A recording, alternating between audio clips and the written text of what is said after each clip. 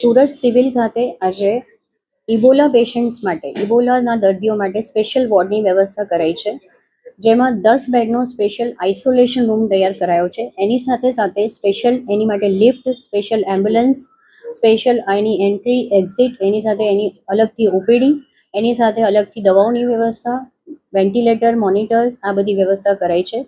સાથે સાથે અમારી સાથે ડૉક્ટર અશ્વિન વસાવા, જે આ ઇબોલા વોર્ડના નોડલ ઓફિસર રહેશે, મેડિસિન વિભાગના હેડ ઓફ ડિપાર્ટમેન્ટ, આ બધી કામગીરી છેલ્લા 2 દિવસથી આપણે કરી રહ્યા છે. 2 દિવસથી સતત તૈયારીમાં આપણી સાથે પીઆઈયુ વિભાગના બધા લોકો સાથે ડૉક્ટર કેતન નાયક, આરએમઓ, ઇકબાલ કડીવાલા તથા નર્સિંગ સ્ટાફ, મેટ્રન અને એની સાથે સાથે medicine department, paediatric department, anaesthesia department, microbiology અને રેસ્પિરેટરી મેડિસિન ડિપાર્ટમેન્ટના વિવિધ એચઓડી સાથે સાથે આપણી સાથે રહ્યા છે. આજે પણ 75 જેટલા ડૉક્ટર્સની ટ્રેનિંગ ચાલી રહી છે.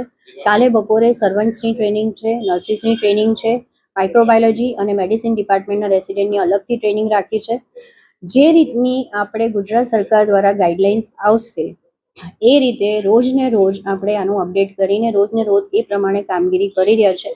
આપણી તૈયારી શનિવારથી ચાલુ થઈ ચૂકી છે અને આજે આપણો ઓલમોસ્ટ વોર્ડ રેડી છે અને જે રીતના પાર્ટીશન્સ એ બધું કરવાનું છે એ પણ કામ આપણું રાત સાંજ સુધી પૂરું થઈ જશે. ધન્યવાદ.